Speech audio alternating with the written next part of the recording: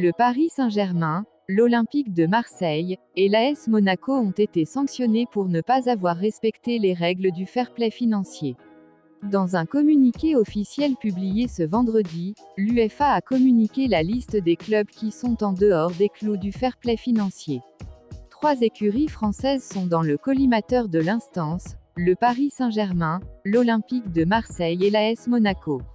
Le PSG écope d'une lourde amende. L'instance de contrôle financier des clubs, ICFC, estime que ces clubs ont dépassé le déficit autorisé, à savoir 30 millions d'euros sur une durée 3 exercices comptables. Si l'Olympique de Marseille et l'AS Monaco écopent de sanctions mineures, 2 millions d'euros chacun dont 1,3 M avec sursis, le PSG a écopé d'une amende beaucoup plus lourde, 65 millions d'euros, dont 55 avec sursis. Outre ces 3 clubs français, plusieurs gros clubs européens ont été repris par l'UEFA, notamment en Italie, où les 2 clubs milanais, l'AC Milan et l'Inter, mais aussi la Juventus et l'AS Rome n'ont pas échappé à des sanctions financières. En Turquie, le Beşiktaş Istanbul écope également d'une amende. La question qui se pose maintenant, c'est pourquoi le PSG a écopé la plus lourde amende.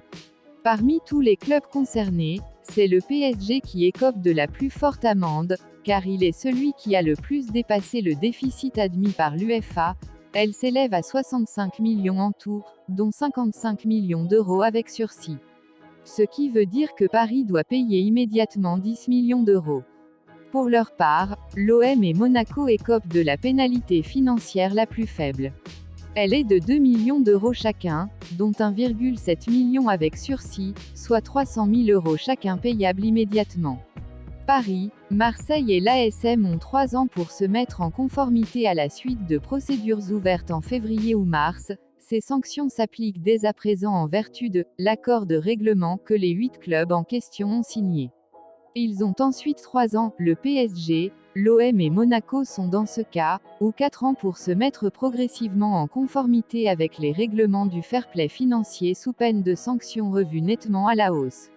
Les amendes avec sursis doivent être payées progressivement. Enfin, la sanction ultime pour ceux qui ne suivraient pas l'accord passé avec l'UEFA est radicale, exclusion de la prochaine compétition interclub de l'UEFA pour laquelle ils se qualifieraient.